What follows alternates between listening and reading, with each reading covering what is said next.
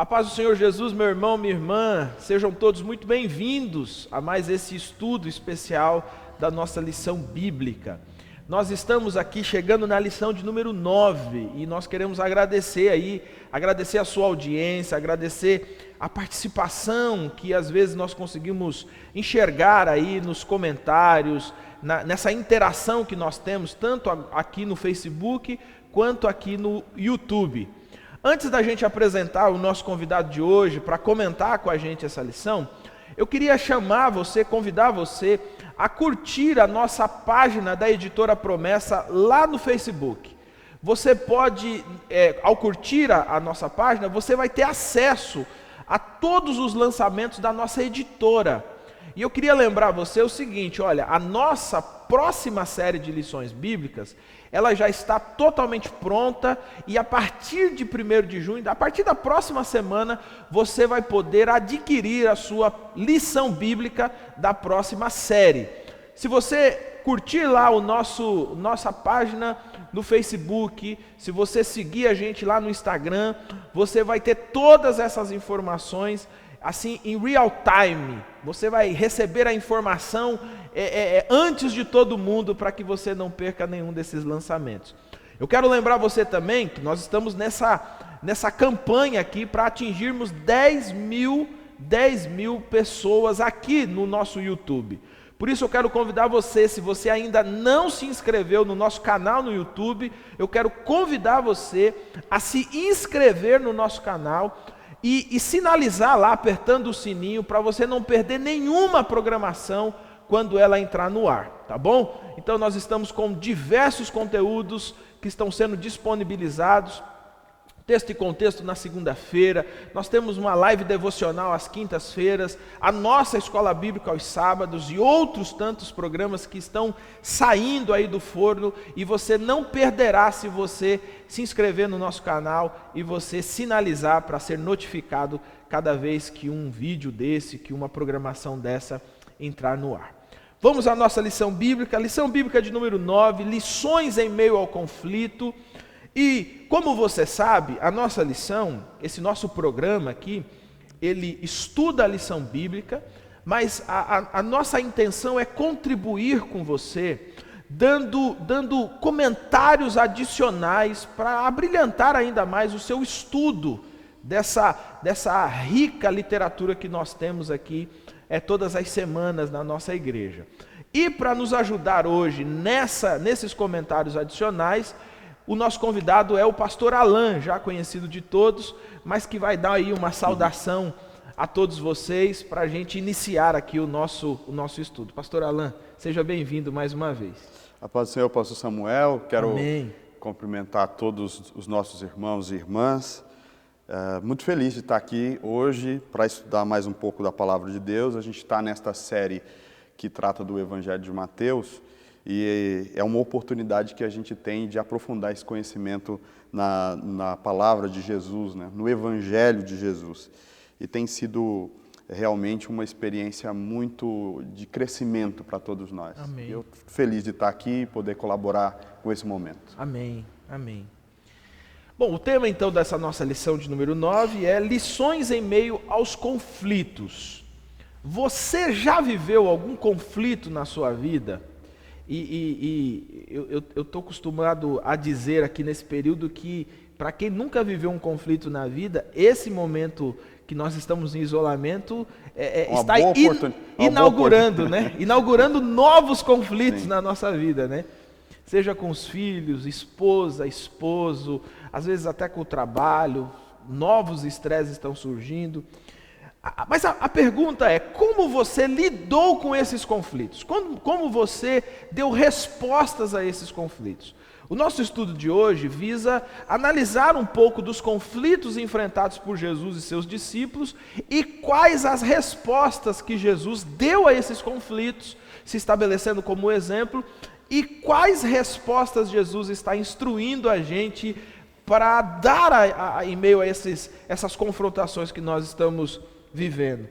Pastor Alan, acho que é mais ou menos isso a ideia da gente aqui hoje, né? Sim, esses capítulos que são sugeridos para o estudo de hoje, que é o capítulo 17, a partir do versículo 14 até o capítulo 20, né, até o final do capítulo 20. É um momento assim crucial do ministério de Jesus em que ele começa a falar abertamente sobre a sua morte e a sua ressurreição. E até aqui no capítulo 17, o versículo 22 a seguir, ele fala claramente, reunindo eles na Galiléia, Jesus lhe disse: o Filho do Homem será entregue nas mãos dos homens. Eles o matarão e no terceiro dia ele ressuscitará. E os discípulos ficaram muito cheios de tristezas. Então, o contexto aqui marca isso. Marca a tensão no momento crucial do ministério de Jesus. É marcado por tristeza, né? Nesse momento também há a marcação, por exemplo, das perseguições que se levantam contra Jesus. Os fariseus, cada vez mais, está um clima tenso nessa relação de Jesus com os fariseus, né? Por conta de tudo isso. Essa aproximação da morte de Jesus começa a causar uma certa ansiedade, preocupação, estresse de Jesus, seus discípulos e essa relação com o povo, né? Então, começa também a ter no meio dos discípulos, e esse texto sugere isso, uma certa disputa de quem é o discípulo amado, uma crise, né, uma disputa entre eles, né? Então, momentos desse, pastor Samuel, que Jesus estava vivendo e que aproximava ali da sua crucificação, são momentos em que nós somos postos à prova. Jesus estava sendo posto à prova, os discípulos estavam posto à prova, né? E você citou aí no início do nosso comentário sobre a questão da pandemia como uma oportunidade para a pessoa ter essa experiência de crise, né? Sim. De conflito. Nós vivemos também numa situação assim de tensão, uma situação, né, de crise, conflito, e é uma oportunidade da gente aprender lições na vida. Alguém já disse que a questão da vida, a grande questão da vida, em situações assim, não é se vamos passar ou não por problemas, se nós vamos enfrentar não ou crises, vamos enfrentar ou não vamos enfrentar crises. Isso faz parte da realidade humana, né? Enfrentar dificuldades. O próprio Senhor Jesus disse isso: no mundo tereis aflições, né? Então a questão não é se vamos enfrentar ou não conflitos. A grande questão é como nós vamos reagir diante desses conflitos. Que lições nós aprendemos? E o Senhor Jesus é um grande exemplo disso, né? Grande exemplo. Nesse particular, não só Jesus, enfim, ele é um excelente professor, um excelente instrutor, um rabi de excelência, mas aqui toma-se por proporções até diferentes na profundidade, porque Jesus não está ensinando a partir de uma realidade que ele está pensando, que ele está imaginando, mas a partir daquilo que ele mesmo está vivendo, que os próprios discípulos estão vivendo ali, né? Augusto Cury, que é um escritor muito famoso na atualidade, né? Ele é um pesquisador da mente humana. Ele era ateu, né? Já viu o testemunho dele? Ele conta que na sua tese ele queria mostrar, ele provaria que Jesus ou era uma fraude, ou era uma invenção humana. E a tese dele é o seguinte, que todo ser humano, diante de conflitos e situações em que a alma entra em parafuso e ele tem que lidar com muito estresse, todo ser humano reage no mesmo padrão, né? De conflitos que causam traumas. E ele diz que ia provar isso por meio de Jesus. E ele, quando faz um estudo, uma análise do comportamento de Jesus e como eram as emoções, como Jesus reagia em situações dessas, diante desse estudo dele, ele se converteu. Porque ele conseguiu mostrar como Jesus era capaz de lidar com situações extremamente conflituosas, e ele sabia, ele diz isso, né, esse autor, Jesus sabia gerenciar suas emoções e lidar de uma forma assim, muito sábia, que por isso ele é o mestre das emoções, ele é o mestre por excelência, ele tem muito a nos ensinar. Por isso, o título de hoje ele é bem interessante, né? Lições em meio aos conflitos. Né? Meus irmãos e irmãs, olha só, aqui nós vimos na nossa lição passada, chegando ali no finalzinho da nossa lição, esse início do capítulo 17, que é um fenômeno que acontece, algo extraordinário que acontece, que é a transfiguração de Jesus, né? Esse fenômeno gera uma expectativa muito grande nos seus discípulos. Eles enxergam de fato esse fenômeno como uma manifestação poderosa da glória de Deus, mas logo que nós vamos caminhando ali, digamos, os discípulos vão descer ali do Monte da Transfiguração, e logo na sequência eles vão ter que lidar com um episódio que é um episódio marcante ali, né? Aparece uma família com um menino que estava endemoniado, e os discípulos de Jesus não conseguiram expulsar aquele demônio. Então, pastor Alan, para a gente assim começar essa nossa conversa, né, direcionar essa nossa conversa, qual a lição que nós podemos tirar desse episódio aqui, em que os discípulos, impactados por tudo aquilo que eles viram, né, que aqueles que estão vivendo com Jesus, mas não conseguiram expulsar esse demônio, e Jesus vai usar, assim, vai se utilizar de uma repreensão duríssima até contra eles naquele momento. Mas o que pode nos abrilhantar aqui nesse trecho da Escritura? É um trecho assim bem conhecido, mas que tem uma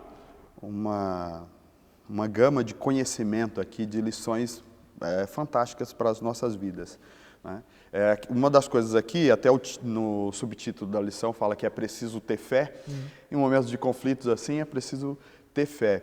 Mas assim, algumas coisas a gente aprende aqui. Uma delas é que eles tiveram uma experiência do monte e agora eles estão indo para o vale. Então mostra assim que na vida cristã a gente vai ter essas experiências do monte e do vale.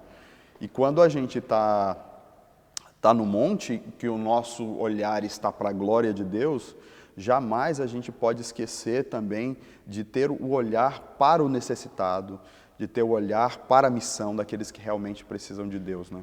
Olhar a glória, mas também olhar a missão, olhar o necessitado, não tirar o olhar daqueles que realmente precisam de socorro e precisam do nosso ministério, da nossa atuação cristã, né? Agora, outras lições que a gente aprende aqui, uma delas é a questão do preparo espiritual, né? Porque diz que em alguns momentos, em algumas situações, há demônios que só saem por meio de jejum, de oração, de busca, de intimidade com o Senhor. A importância de nós, na vida, termos sempre essa aproximação com o Senhor, termos sempre essa comunhão com Deus, esse preparo espiritual diante dEle. E outra lição que eu aprendo nesse trecho da palavra, o que é fé aqui? Dizer, vocês são de pouca fé. A fé que vocês têm é pequena, né, diz o versículo 20. O que é fé nesse contexto? Fé é confiança em Deus posta em ação, né? Porque é muito fácil você dizer que confia, é muito fácil você falar, né? Mas algumas vezes a nossa vida é posta diante de algumas provas, que aí a gente realmente prova se realmente confiamos em Deus ou não. E aí a gente pode tirar uma série de ensinamentos sobre essa questão, né? É interessante essa questão da fé, porque aqui Jesus deixa muito claro que eles tinham Jesus está dizendo que eles têm uma fé pequena, e na contrapartida Jesus está dizendo que se eles tivessem uma fé pequena, eles fariam coisas impossíveis, sim, né? É interessante essa jogada, né? Olha, por que não aconteceu, Jesus? Não aconteceu porque a fé de vocês é pequena. Sim. Aí Jesus pega e diz lá, na continuidade, né? Se tiverdes fé como um grão de mostarda, direis a este monte, passa daqui para acolá, e ele passará, sim, e nada vos será impossível. Dá para... É uma chamada para ação mesmo. Se você tiver uma fé do tamanho de um grão de mostarda e você puder plantar, isso é uma ação, né? É aquela questão de você confia, você lança a semente. E a impressão que se tem aí é que os discípulos estavam, de certa forma, acomodados com o poder de Jesus, com a presença de Jesus, e eles mesmos não estavam tomando atitude nas questões espirituais, né? Então, nós, hora ou outra, enfrentaremos situações difíceis, né? Que é a situação do vale, que todos nós enfrentaremos, e é nesses momentos que a gente coloca a nossa atitude diante de Deus, né? E nós colocamos a nossa confiança em prática, né? Então, você que está nos ouvindo aqui, acompanhando essa lição, talvez você esteja enfrentando situações assim difíceis na sua vida e você entra em dificuldade, parafuso, não sabe o que fazer, né? Então, é hora de você colocar a sua confiança em Deus, né? Porque os que confiam no Senhor são como os montes de Sião, que não se abalam, mas permanecem firme para sempre. Na certeza, né, como os montes estão em volta de Jerusalém, Deus está do nosso lado também. Essa certeza de que se você tomar essa atitude de confiança, de enfrentar o problema, colocando diante do Senhor, certamente o Senhor que está do seu lado te socorrerá, te abençoará. Uma vez uma pessoa falou assim para mim que estava enfrentando uma dificuldade, e aí eu disse assim, você já orou por isso? Aí ela disse assim, pastor, eu não orei não, porque eu já sei que eu não tenho, minha fé não alcança isso, eu nem acredito que isso pode acontecer, mas eu liguei para o fulano de tal, e o fulano de tal eu sei que a fé dele é telefone vermelho, né? Ele falou, Deus vai atender. Aí eu acho que aqui vale a pena até fazer um contraponto entre a fé e o fideísmo, né? Sim. Que é aquela ideia assim, a fé é isso que você disse, né? Porque o texto de Hebreus vai dizer que é o firme fundamento das coisas que não se veem, mas a expectativa é concreta. Uhum. Eu não estou vendo isso acontecer, mas isso vai acontecer.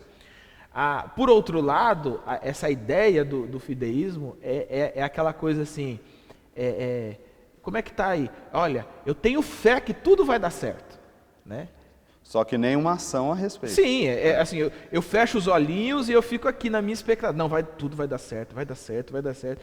E algumas pessoas acham que se elas repetirem 50 vezes que vai dar certo, vai dar certo. Isso não é fé, isso é fideísmo. Pensamento positivo. Pensamento positivo, palavra de afirmação e etc. Só que aí, o convite de Jesus aqui pra gente, como o pastor Alan disse, é esse convite, para você viver aquilo que você... E assim, eu acho que uma expressão interessante é viver por aquilo que você sabe, né? Jesus já ensinou isso para os discípulos, Jesus já explicou coisas para eles, mas vive pelo que sabe, e não por aquele que está perto da gente, porque... Pastor Samuel, a gente vai ter que ter cuidado hoje, porque tá interessante demais. Nós estamos no primeiro tópico, né? Quando você está falando de fé aí, eu lembrei de uma experiência que eu vi do pastor Edson Queiroz. O pastor Edson Queiroz já falecido, um grande missiólogo, uma bênção, né? Ele diz que uma vez surgiu uma dificuldade de um projeto missionário em que eles tinham que enviar um dinheiro altíssimo para um projeto missionário fora do país. Então ele precisava levantar aquele recurso muito rapidamente, né? E aí diz que chegou um momento, ele reuniu a liderança e falou, olha irmãos, hoje nós precisamos desse valor, é muito alto, nós não temos condição de fazer. Então eu quero fazer um desafio para todos vocês aqui, quem tem fé que Jesus vai nos dar esse dinheiro, se coloque de joelho. E ninguém colocou, nem ele. Ele falou, então tá bom irmãos, vamos fazer o seguinte, vamos ajoelhar sem fé mesmo. Sem fé. Aí todos se ajoelharam e clamaram ao Senhor. E aí ele conta que apareceu um depósito na conta da igreja naquele dia, um depósito anônimo, que era exatamente o valor que ele precisava. Era uma oferta que alguém, ele não sabe quem foi, mas foi Deus que deu. Eu já acredito. Isso é uma fé em ação. Eu já acredito nisso naturalmente, mas em se tratando de missões, eu acredito 3 vezes mais, porque eu acho que, de fato, assim, Deus supre. Agora, já que a gente está falando de fé, é interessante a gente observar o seguinte, a fé é um exercício, né? E eu costumo fazer um comparativo entre, por exemplo, o pessoal que gosta aí de academia, né? Então, a pessoa sonha em ter o corpo perfeito, aqui entre aspas, né? Sonha em ter o corpo perfeito. Aí o que ele faz? Ele compra uma revista fitness, né? Ele vê tudo, olha, você precisa comer tal coisa, você precisa fazer tal coisa. Ele termina de ler a revista, dá aquela esticadinha nos pés, dá uma cruzada nos pés assim no sofá, né? E vou tirar uma soneca, né? Então eu penso mais ou menos isso. A busca, e vamos colocar, eu estou colocando aqui entre aspas, apenas para que seja pedagógico, né? A busca por esse corpo perfeito, ela deriva de uma ação. Eu tomo a informação, mas eu parto para fazer alguma coisa, para realizar alguma coisa, então eu parto para a ação. Aí eu costumo pensar da seguinte forma: a gente tem a fé, você tem a fé, mas aí o que Deus dá? O Deus manda o conflito e Deus manda a dificuldade, porque no conflito e na dificuldade a sua fé é exercitada. Sim. Né? Então como que você fica assim um cara troncudo, assim, né? com aquele peitoral enorme, com o corpo definido, na sua fé? Através desses conflitos e através dessas dificuldades, né? Perfeito. Porque, assim, é um negócio interessante. Uma vez, pastor, pastor, vem aqui, que fulano aqui está endemoniado. Eu falei, vou não, irmão, bota a mão nele aí.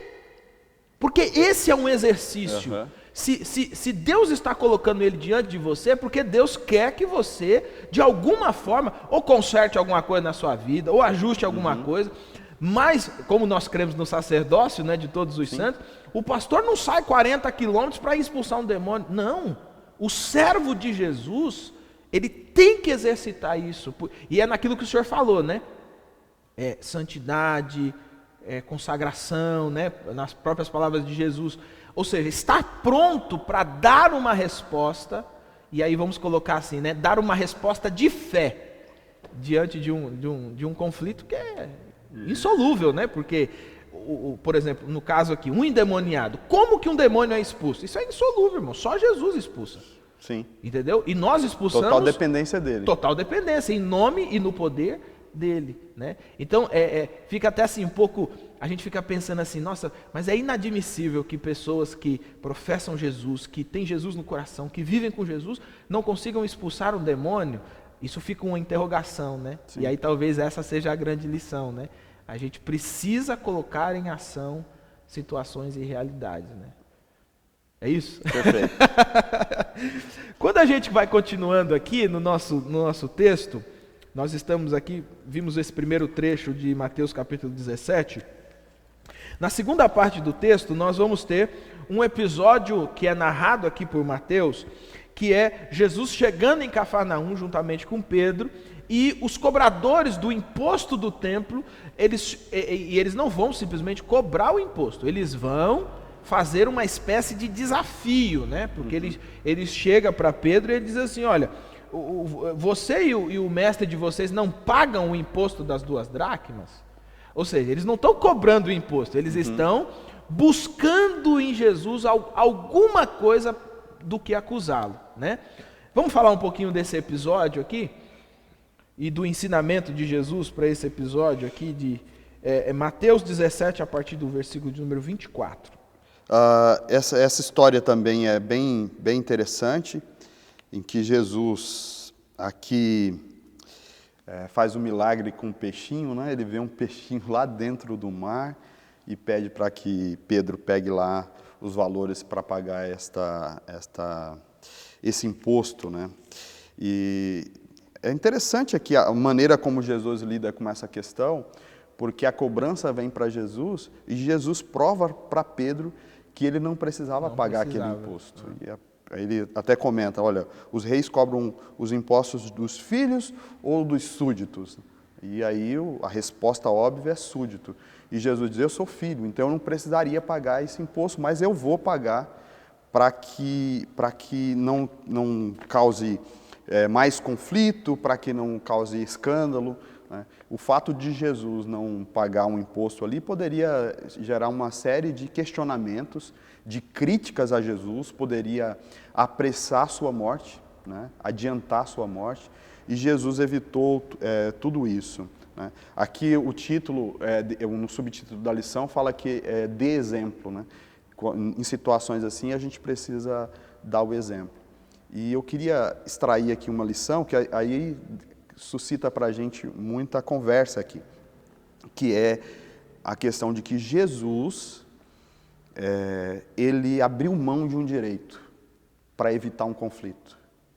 Ele poderia ter dito, não, eu não vou pagar, eu quero ver quem vai fazer eu pagar. E ele podia brigar na justiça por isso, discutir com os soldados e tudo. No final, ele poderia até ganhar aquela causa, mas teria causado um grande estrago ali no relacionamento, poderia os discípulos se escandalizarem dele, outras pessoas poderiam levantar uma crítica contra Jesus. E Jesus evitou tudo isso pelo simples fato de que ele abriu mão de um direito. Eu conheço tanta gente que é incapaz de abrir mão de um direito, que diz assim, eu dou um boi para não entrar na briga, aí depois dou uma boiada para não sair. Quantas pessoas que brigam pelos seus direitos e querem, não abrem mão de forma alguma, vão para cima, vão lutar, e isso causa estragos tremendos nos seus relacionamentos, na sua vida, simplesmente porque não tem a humildade assim, de abrir mão. Que Jesus tinha o direito, ele poderia bater o pé, mas ele preferiu abrir mão para evitar um conflito. Sofreu o dano, né? Sofreu o dano, essa é a palavra. Pedro que fala isso? Sim. Que a gente precisa, é Pedro que fala que a gente precisa pagar o dano, né? O apóstolo Paulo fala também, na carta aos Coríntios, por exemplo, quando ele está instruindo ali, se eu não me engano, ali no capítulo 6, que tem um irmão processando o outro, uma confusão na igreja, e o contexto ali, ele dá esse sentido, né? Sim. Sofra o dano, né? Aquele que tem a vida mais firmada em Jesus, ele paga a dívida, ele paga o dano, né? Ele sofre e é interessante, pastor Alain, porque essa questão do exemplo, às vezes o exemplo ele é muito pequeno, mas ele tem uma capacidade tanto de abençoar como de estragar impressionante, né? Eu poderia citar, assim, até a título de contextualização, esse momento que nós estamos vivendo, por exemplo, de uma pandemia generalizada, pandemia generalizada já é redundância, né? Uma pandemia no mundo, nós estamos vivendo quarentenas, isolamentos e etc. E como igreja, nós temos sofrido o dano, né? Sim. Nós temos nos aliado, né, ao poder público na contribuição para que esse vírus não se alastre, etc. Né? Então, é até interessante isso, né? O Estado não fecha a igreja, porque o Estado não tem esse poder de fechar a igreja, pelo menos por enquanto, né? Apocalipse diz que ele vai ter, mas por enquanto não tem. Mas nós acabamos por sofrer um dano para dar um exemplo, né? E até mesmo para dizer à sociedade que nós nos preocupamos com a sociedade, nós fazemos parte da sociedade. Sim. Então talvez Jesus ele vai pagar um imposto de um templo que tinha sido feito para o pai dele, né? Porque essa que é a ideia, né? O imposto é para o templo é a casa de Deus, então ele é filho de Deus, de quem é dono do templo, ele não precisaria pagar. E aí vai assim, nós vamos tentar assim encaixar ou para colaborar aquele outro episódio da vida de Jesus em que Jesus fala aquela célebre frase, né? A César o que é de César e a Deus o que é de Deus, né? Ok. E uma coisa que você citou é a questão do exemplo, como é importante o exemplo para o líder. Jesus é um líder, é líder por excelência, na verdade, e ele tem essa preocupação dos discípulos olharem para ele e não se escandalizarem. É aquela famosa frase da mulher de César, né? Que não basta ser honesto, tem que parecer honesto. Tem que mostrar, tem que as pessoas olharem e ver a honestidade na gente. E Jesus tinha essa preocupação. Ser confirmado naquilo que as pessoas veem. Porque dependendo das críticas que Jesus recebesse, tudo, poderia fazer a gente tropeçar na fé, né? Sim. Olha aí, gente, eu arrisco dizer que se a gente pegar só um trechinho desse, uma perícope dessa, a gente já ficaria tranquilamente um programa inteiro, né? Falando sobre falando sobre exemplo, falando sobre fé, mas aqui também no contexto nós vamos falar sobre perdão também, mas o episódio seguinte aqui dentro desse grupo de episódios é o fato de que os discípulos de Jesus começam a ficar preocupados, né? Veja que como você leu no começo, né? O Jesus está dizendo que está chegando a hora dele ser morto, ele vai ser assassinado, né? Fala isso no final, lá do versículo 22 e 23. Agora, aqui no capítulo 18, a discussão dos discípulos qual é? Quem vai ser o maior no reino de Jesus, né? Dois temas que Jesus aborda nesse período é o reino. Só que aí ele começa, a partir do capítulo 16, a explicar que para o reino se instaurar de fato, ele vai precisar morrer. Precisa morrer. Só que assim, eles só pegam uma parte do reino. Eles ignoram. É incrível como que parece que isso é fato aqui, né? Os discípulos não ouvem o que Jesus está dizendo a respeito da sua morte. A impressão que eles estão dizendo é que Jesus está contando mais uma parábola, não é possível.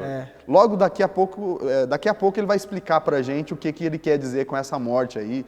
Porque, né, e eles não prestam atenção nisso. E aí, nessa situação, eles estão ali discutindo, disputando quem é maior, quem é melhor. Né? Essa é o contexto aí. Né? E essa discussão de quem é o maior e quem é o menor, se nós fôssemos contextualizar isso não é uma discussão só daquele período de conflito ali que Jesus está vivendo, né? Ainda hoje nós temos esses debates e essas discussões, talvez não explicitamente, mas nos corredores. Eu me lembro uma vez que uma pessoa disse assim para mim: ninguém nessa igreja dirige culto igual eu. O dia que eu não dirigi mais culto aqui, vocês vão ver só. E a gente descobriu que o dia que ela não dirigiu o culto foi até melhor. Foi melhor dirigido, né? Porque isso faz também um contraponto com aquilo que Jesus fala. Porque o humilde, ele não pode dizer que ele é humilde. Porque a partir do momento que você diz assim, eu sou humilde, você deixou de ser, O Arne Wisby comenta e fala isso, né? O Arne Wisby é um comentarista. Ele pega esse texto e diz assim que humildade é aquela virtude que quando você diz que tem, ela deixa de existir. Ela deixa de existir. Logo não tem. E o próprio Jesus, ele vai dizer que quem enxerga, e aí talvez usar aquele contraponto do além de ser, precisa parecer, porque Jesus diz que quem enxerga de fato se somos ou não somos humildes, é aquele que enxerga de fora. E aquele que enxerga de fora que pode dizer, poxa, um fulano é diferente, né? Agora, a partir do momento, isso é igual uma frase que eu ouvi uma vez, né? O cara falou assim, eu sou tão humilde, tão humilde, tão humilde, que se tiver outro mais humilde que eu mato. Porque eu sou mais humilde, né? Nesse contexto aqui, só para a gente lembrar lá das lições em meio aos conflitos, a gente percebe que no meio dos conflitos, os nossos pecados mais íntimos e as intenções mais espúrias nossas são afloradas. E aqui claramente você vê os discípulos em disputa, litígio, numa sensação de orgulho, né? A conversa entre eles é quem é o mais preferido, e eles deviam estar dizendo assim, aí Pedro podia estar dizendo, imagina a cena, né? Pedro, não, eu sou mais velho, eu fui o primeiro discípulo que ele chamou, e ele conversa comigo, aí o João fala, não, mas eu sou mais amigo dele do que vocês. E aí cada um vai dando seus argumentos, e quem que é o melhor, em outras palavras, eles estão imaginando, daqui a pouco Jesus vai instaurar o reino, vai derrubar Roma, vai sentar no trono e ele vai escolher os ministros dele, então cada um vai, eu sou o maior, esse era o debate. Quem é o ministro da guerra, quem é o da economia, exato. Quem é o da fazenda. E assim vai, quem que são os ministros? No texto de Lucas e comparado com o de João, dá-se a impressão de que essa disputa, essa conversa, ela é intensificada até no momento da ceia, né? E aí, por isso, Jesus, antes da ceia, ele institui o lava-pés, que mostra que os discípulos precisam ser humildes e ter um serviço, né? O cristão precisa ter esse serviço humilde para com os outros. Nesse texto especificamente, Jesus usa o exemplo da criança. Ele pega uma criança, coloca no meio deles e diz, olha, vocês querem saber quem é o maior? Essa criança. Sim. Quem que se fizer como uma dessa criança, então esse vai ser o maior no reino dos céus. Né? Então, o exemplo da criança. Acho que é uma figura interessante da criança, né? Que é o exemplo da dependência, né? Uma figura de dependência. Dependência de Deus e essa capacidade de pureza de coração, né? De lidar com essas situações sem disputa, né? A criança é capaz de perdoar uma outra com facilidade. Os meninos quebram o pau e dá 5 minutos eles estão se abraçando, né? E os pais estão brigando, né? E não há essa disputa da criança, não tem essa questão de status, né, para a criança. A criança quer brincar, quer se divertir. Então, lições importantes aí para nós. Essa ideia de quem é o maior, de quem é o menor, ela fica até um pouco estranha quando a gente lê o texto, porque eles estão na presença de Jesus, né? Sim. Então, e aí até tem uma frase que foi colocada na lição, que ela diz assim, olha, a humildade nos ajuda a pensar menos e a não pensar mais, né? Acho que é mais ou menos isso a frase, se eu não me recordo bem. Mas a humildade te ajuda a não pensar mais do que você é e nem menos do que nem você a é. quem, nem além. Porque tem um negócio interessante nessa questão da humildade. Existe, eu chamo de o falso piedoso, né? O pseudo piedoso. Que é aquele, não, que isso? Não, mas que isso? Eu sou o menor, eu sou... Meu irmão, deixa eu te dizer uma coisa. Quem é o menor não fala. Sim. Quem é o mais desprivilegiado não fala, porque mesmo quando a gente insta em dizer que nós somos o menor, eu sou mais humilde, a minha roupinha, e é isso e aquilo, olha como eu falo, eu nem sei falar direito e tal, no fundo, esconde uma arrogância de coração, que até entre os humildes você quer ser o maior, né? Humildade é a virtude que quando você diz que tem, já não tem. Já não tem. Então essa. Agora, um outro episódio que Jesus vai lidar aí está relacionado com o perdão, né? Está relacionado com o perdão. O episódio aqui que Jesus vai narrar, a história aqui que Jesus vai contar aqui para a gente. Além de Jesus vai explicar esse procedimento do irmão que tem algo contra ti, etc. e tal, mas vai incitar uma pergunta que Pedro vai fazer, né? Quantas vezes devo perdoar, né? Você vê que o ensinamento que Jesus dá aqui a partir do versículo 15, né?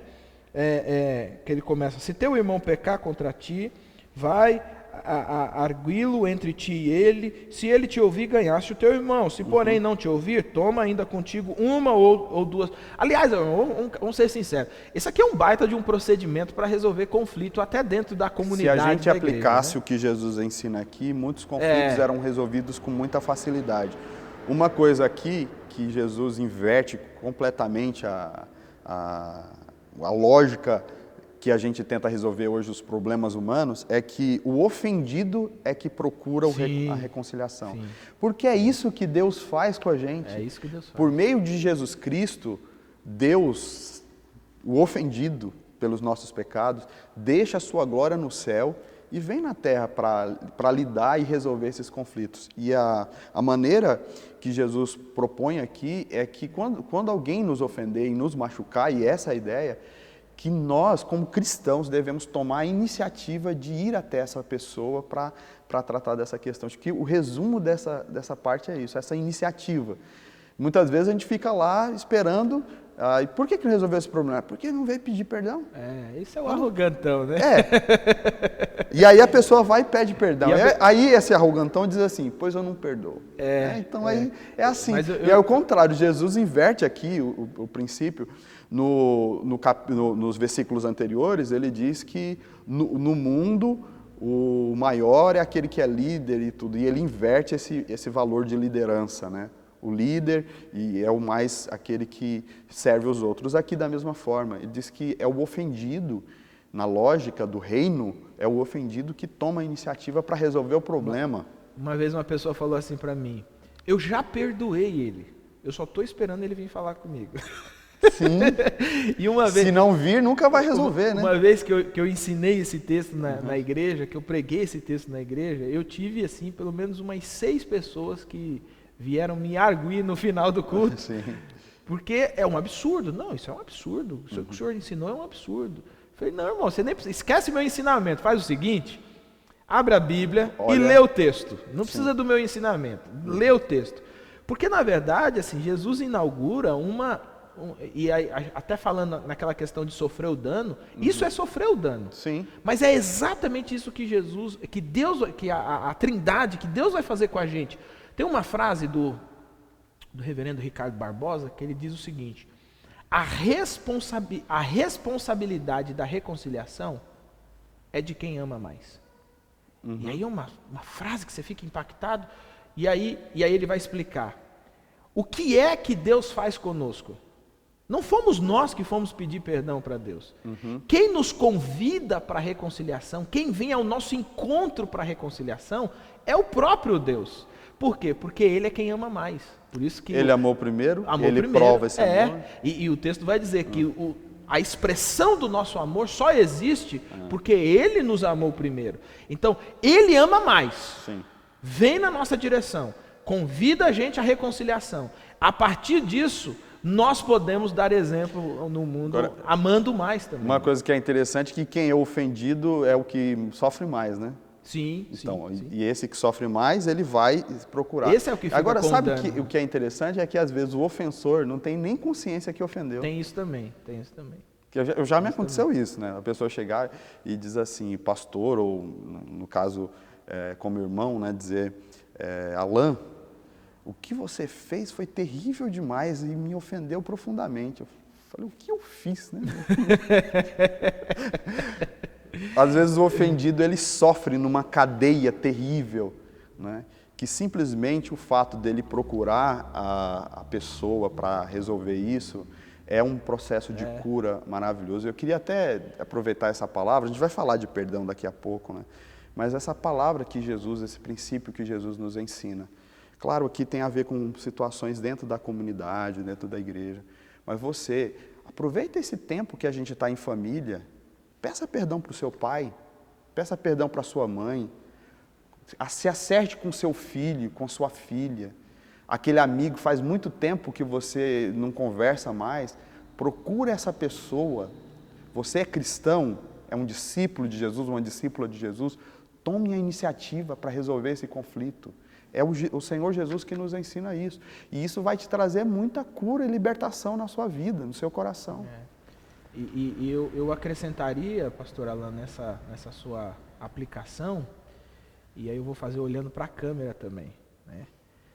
Principalmente se você foi o ofendido. Busque a reconciliação, principalmente se o ofendido foi você.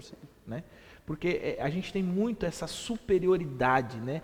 Existem pessoas que até no pedir perdão elas fazem com arrogância, né? E óbvio assim, a gente não tem tema, a gente pode ter um programa só sobre o perdão, né? Pode ser uma discussão boa. Mas, por exemplo, em alguns episódios em que a pessoa tem uma mágoa no coração contra a outra não faz a menor ideia, e o texto é enfático, ele diz, se o teu irmão pecar contra ti. Então, é uma informação que se sabe, e aí a pessoa chega para o outro e diz assim, olha, você fez aquilo contra mim, e agora mas eu estou te perdoando, eu estou limpando isso do meu coração. Isso não é perdão, isso é arrogância. Primeiro porque você transfere o peso que está no seu coração, que você deveria ter levado diante de Deus e consertado diante de Deus, porque tem uma porção de pessoas, e aí assim, fazer um contraponto entre pessoas que são ofendidas, magoadas, e pessoas que elas são casquinha de ovo, casquinha de ferida. Qualquer coisinha elas estão magoadas. Hipersensíveis. Você passou, não cumprimentou, às vezes você nem viu. Não foi nenhuma maldade do coração. Não vou mais para a igreja, aquele pastor é isso, o fulano é isso, o fulano é aquilo. E para essas pessoas, esse princípio é válido mais ainda, porque isso toma o nosso coração, a ponto da gente chegar à conclusão de que o mundo gira em torno de nós, e se não girar da maneira como nós queremos, estou magoadinho, estou chateadinho, não vou mais, não faço mais, entende? E aí eu acho que vale a gente fazer esse contraponto, né? Aquilo que está no coração que precisa ser consertado diante de Deus, né? Olhei o irmão, não fui com a cara dele, aí eu vou lá, irmão, eu vim aqui te pedir perdão, porque desde o primeiro dia que eu tive, eu não fui com a sua cara. Então, mas o que você tem que falar isso? Tipo, já causou um conflito. Não tinha, Não né? tinha o conflito, só que você transfere o peso e o cara vai começar assim, mas por que ele não gostou de mim? O que aconteceu? Olha que bola de neve esse negócio. Só que não tem a ver com ele, tem a ver com o seu próprio coração. Né? Então, o convite de Jesus é para a gente vasculhar o próprio coração. E esse exercício, não só de humildade, mas o exercício de perdão, ele busca olhar para dentro, né? Olhar para dentro. Tá, mas por que eu fiquei ofendido? Por que eu me magoei tanto com esse negócio? Esse negócio é simples, por que eu fiquei desse jeito? Né? E aí talvez a gente acabe detectando que o nosso coração é arrogante. No caso aqui tem a ver com perdão, a gente trata daqui a pouco, mas também tem a ver com cuidado com a pessoa em pecado. Né? Se alguém pecou na sua comunidade, você não pode jogar essa pessoa fora. E você tem um processo que você deve fazer. Se aproxima, mostra para ela o erro dela, e essa chama para um aproximação concerto, né? Tem a ver com aquele amor que você disse, né? Leva para a igreja, né? Tem um processo. Até não exclui a pessoa de uma informação importante, que é esse processo, por exemplo, esse primeiro contato de chegar para alguém e falar, não é para qualquer pessoa. Isso é um negócio que às vezes as pessoas incorrem no erro e ao invés de resolver o conflito, multiplica o conflito. Por quê? Gente, e aqui o convite de Jesus é para cristãos, é para gente que decidiu viver a vida pelo reino. Mas quem fala com o outro a respeito das falhas dele é aquele que tem intimidade. Cara, deixa eu te contar um negócio aqui, ó, aquilo lá que você fez não está legal. Não está legal, não. Não está assim, assim, assim, assim. Porque você ganha o irmão. Agora, se você como um amigo, ao chamar na repreensão, não resolveu, então chama mais uns 2 amigos.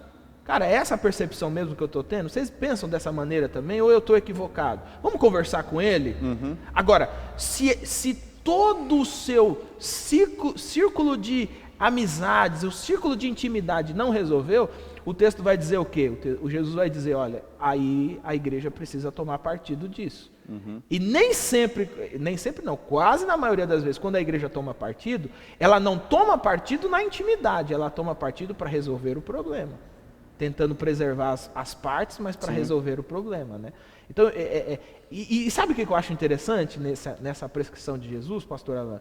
É que é uma recomendação de amor cristão, mas também de responsabilidade. Nós temos responsabilidades com aqueles que são próximos de nós. Né? E eles têm responsabilidade conosco também. Gálatas fala, né? Levai a carga uns dos outros, que isso é sinal de amor. Então, tratar o outro, perfeito. levar a cura para o outro. Perfeito. E não tratar as pessoas que nos ofendem como coisas descartáveis. Né? O ser humano não é descartável. Mesmo que ele cometa um erro terrível, ele tem condição de ser restaurado, e isso é feito em amor. E é feito em amor e por pessoas que o amam, né? Pessoas que o amam. Às vezes a gente fica esperando que o auxílio, a mão estendida vai vir do estranho, né? Mas eu acho que essa prerrogativa da comunidade é importante. Nós temos círculos de amizades que são da nossa intimidade, e essas pessoas são mais próximas. Né? Bom, pastor Alan, a gente falou um pouquinho já sobre perdão, bastante até, né? Eu queria que para a gente tentar assim, até encaminhar um pouquinho para o final, né? O nosso tempo já se esvai. Eu queria focar aqui nesse último tópico aqui que está diante de nós, né? Essa compreensão da graça de Deus, essa compreensão da graça de Jesus, né? A gente vai ver aqui a partir do capítulo de número 20, Jesus vai contar tem umas parábolas ali e tal que Jesus vai contar, e dentro de uma desse grupo de parábolas, uma parábola Jesus conta e chama a atenção, que é a parábola dos trabalhadores, né? Eu acho que a parábola dos trabalhadores é uma das parábolas mais impactantes a respeito da graça, da misericórdia de Deus, né? Como compreender melhor essa graça aí? Se quiser explicar um pouquinho da parábola também. É a história de um homem que tinha uma vinha, e ele precisa fazer a colheita, e aí ele convida pessoas, contrata trabalhadores para trabalhar na sua vinha. Então primeiro ele contrata um grupo de trabalhadores que chegam às 6 da manhã e vão trabalhar das 6 até às 18. Né? Mas esses trabalhadores não são o suficiente, então ele contrata mais. Então vem um outro grupo que começa a trabalhar a partir das 9, vão trabalhar das 9 até às 18. E aí depois um outro grupo que vai chegar meio-dia, outro às 3, um outro grupo que ele está precisando terminar a colheita, mas ainda não... E aí ele contrata mais um grupo de pessoas que chegam na última hora do dia, chega às 5 horas da tarde. Imagina, o cara trabalhou das 5 horas às 6 horas, né? Ali 60 minutos só, né? E assim foi.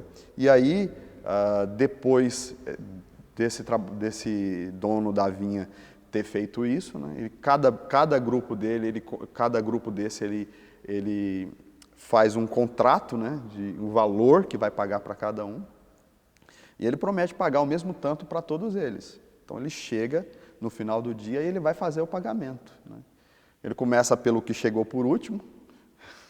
O que desperta mais ainda, né, o conflito para os outros, né? Ó, quem chegou às 5 horas? Tá, vou pagar vocês, é tanto. Né? Pagou. Quem chegou às 6 começou, vou ganhar mais, né? Opa, tá mais tempo de serviço.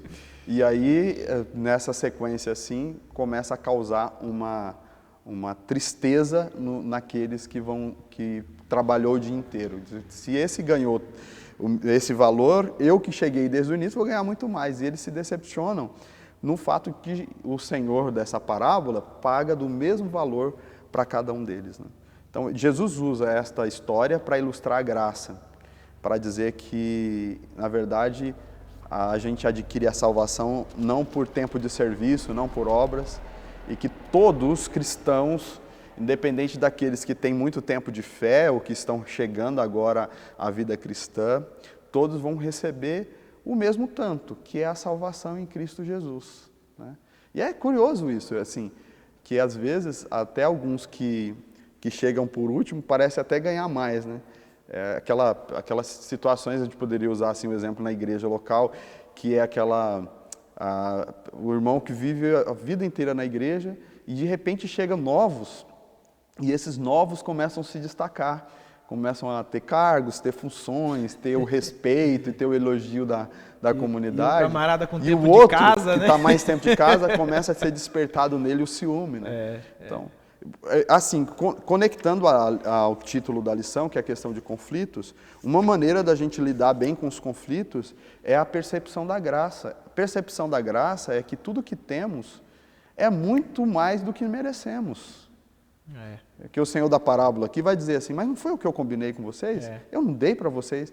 Vocês nem mereciam isso, eu dei muito mais do que vocês mereciam. Então, o dinheiro é meu, a bênção é minha, eu dou para quem eu quiser. E essa ênfase que ele dá é extraordinária. Ele diz assim, ó, então agora vocês querem administrar como eu dou o meu dinheiro, como que eu lido o meu amor. Então, essa é uma questão, assim, em situações de conflitos, muitas vezes a gente briga pelo nosso direito, nós falamos sobre isso, a gente tem dificuldade de tomar iniciativa e muitas vezes a gente se esquece de que tudo que nós temos na vida cristã com Cristo é pela graça, a gente não merece nada e que tudo que a gente tem é porque Ele nos amou e a gente não merece nada do que a gente ganhou. E isso é a graça, isso é a grande lição da vida cristã. Tem uma música, uma frase de uma música que eu acho que é uma das músicas mais bíblicas que eu já ouvi, que ela diz assim, ó, faz chover perdão e graça. Faz chover perdão e graça. E eu acho que às vezes até nos nossos relacionamentos interpessoais falta perdão e graça. Sim. Né? Falta perdão, falta bondade, falta essa ideia que o apóstolo Paulo vai colocar lá em Romanos. Olha, sim, aceite, porque Jesus já o aceitou. Sim. Né? A graça que está sobre você foi derramada sobre ele também. Na lição fala sobre o perdão, né? E Jesus fala para Pedro não só 7, mas 70 vezes 7. E a base para aquele perdão ensinado por Jesus, ali a partir do versículo 21 do capítulo 18, é a ideia da graça. O fato de nós termos sido perdoados por Deus precisa ser a base para que nós possamos perdoar os outros, né? Então, quando a gente não compreende essa história da graça, a gente sempre se acha no direito de cobrar do outro, né? E Jesus está dizendo assim, com essa parábola ali, que assim como o Pai nos perdoou, sem que a gente merecesse, e o perdão do Pai é muito maior do que qualquer dívida que alguém possa ter conosco, porque a nossa dívida com Deus é eterna, é uma dívida de pecado. Da mesma forma, a gente deve distribuir por meio da graça esse perdão às outras pessoas. Perdoar os outros é importantíssimo. E segundo o texto lá, é uma escolha que nós fazemos com base nessa certeza da graça. Amém. Meus irmãos, que estudo hoje, hein? Olha, muitas lições para a nossa vida, e a nossa oração é que esses momentos que nós estivemos aqui comentando a palavra de Deus tenham sido edificadores para a sua vida, mas eles contribuam para que você tome decisões na sua vida, para que você acerte situações da sua vida, e mais do que isso, que você saiba que vale a pena viver a vida pelo ensinamento de Jesus. Nós estouramos aqui o nosso tempo. Eu vou pedir para o pastor Alan despedir a gente com uma oração. Pastor Alan, mais uma vez, obrigado por sua participação aqui com a gente. Obrigado por esse momento que nós tivemos aqui. Tenho certeza que foi um momento precioso, não só aqui para nós que estamos aqui, mas também por aqueles que nos assistiram. Eu vou pedir para você despedir a gente com oração. O pastor Alan despede a gente. Depois que o pastor Alan despedir, você ouve o recado da Junta de Missões. Que Jesus abençoe grandemente a sua vida, que você esteja certo aí na sua agenda, marcado aí na sua agenda, o nosso encontro para o próximo sábado, em que nós estaremos estudando a lição de número 10. Nós esperamos você na próxima semana. Pastor Alan, despeça a gente com uma oração. O final desse estudo diz que é importante a gente conhecer os ensinos de Jesus e praticar os ensinos de Jesus. Minha oração vai ser nesse sentido, de que nesse tempo em que a gente está vivendo, cada vez mais a gente tem o interesse de conhecer as coisas de Jesus, mas não só isso, que a gente coloque em prática na nossa vida, e assim nós seremos de fato os discípulos de Jesus. Amém. Vamos orar? Amém. Oremos. Senhor, nosso Deus, nosso Pai, pelo nome de Jesus e por causa do sangue de Jesus vertido na cruz do Calvário, nós entramos em Tua presença. E somos gratos pelo encontro de hoje, o encontro com os nossos irmãos de forma online, mas também o encontro de todos nós com a Tua Palavra. Tua Palavra é alimento, é direcionamento para a vida, é luz para os nossos pés.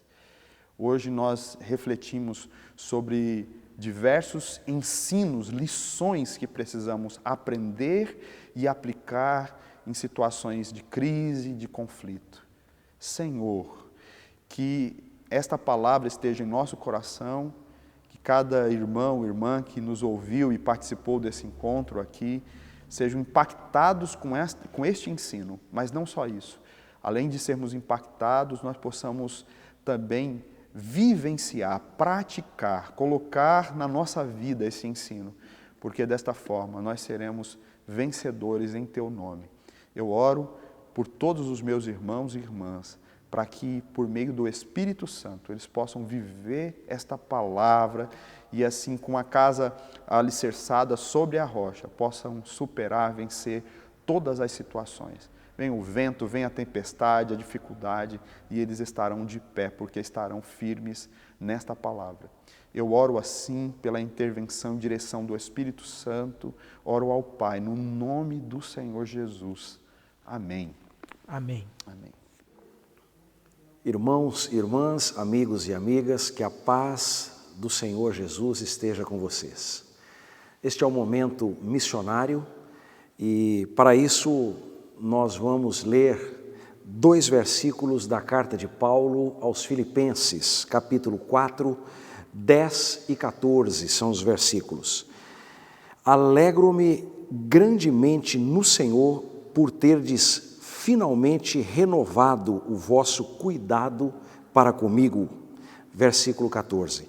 Entretanto, fizestes bem em participar da minha aflição. Paulo, apóstolo, escreve da prisão em Roma à sua amada igreja de Filipos. Ele havia plantado esta igreja em sua segunda viagem missionária. Desta feita, ele separa um espaço, se prepara para agradecer aos seus amados irmãos e irmãs de Filipos por terem generosamente ofertado para a obra missionária.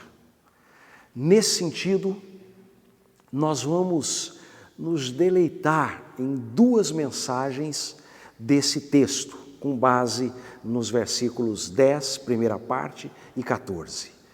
A primeira mensagem diz respeito ao renovo, ao cuidado. Paulo diz: eu muito tenho me alegrado por vocês terem renovado o cuidado para comigo. Isso é maravilhoso. Paulo está extremamente agradecido por esse gesto fraternal, esse amor da Igreja de Cristo para com a sua vida e para com o seu ministério. A segunda mensagem, versículo 14, diz respeito a uma participação ativa da Igreja na obra missionária. Paulo diz: eu me alegrei de vocês terem participado da minha aflição. Vocês fizeram bem. O texto diz assim: vocês fizeram bem em participarem das minhas aflições. Esta é a segunda mensagem. Na Bíblia King James, o comentário a respeito do versículo 14 diz o seguinte: quando o cristão ou a igreja contribui com o sustento missionário, está participando ativamente das lutas e aflições dos irmãos que entregaram suas vidas para levar as boas novas do Evangelho àqueles que, como nós, não tinham qualquer esperança. Esta é a segunda mensagem. Fazer missões diz respeito a lutar incansavelmente para que o Evangelho de Cristo esteja sendo proclamado por toda a terra. Queridos e queridas, irmãos e amigos, nós estimulamos vocês, pela palavra de Deus, a participarem ativamente desta gloriosa proclamação do Evangelho. Assim como os irmãos de Filipos participaram ativamente, que vocês possam fazê-lo da mesma forma, contribuindo, ofertando para missões. Desta forma, vocês estarão levando renovo, estarão demonstrando cuidado para com as famílias missionárias que estão proclamando o Evangelho de Cristo Jesus. Como fazer isso? Você pode, naturalmente, enviar os seus depósitos, fazer suas transferências através das contas que estão aparecendo, através do scanner do QR Code. Para você que não tem condições, não tem disponibilidade para acessar esses meios, por favor, fale com o seu pastor, fale direto com a tesouraria da igreja local, mas não fique de fora, participe conosco na proclamação do Evangelho de Cristo. Seja de fato um participante ativo desta obra missionária.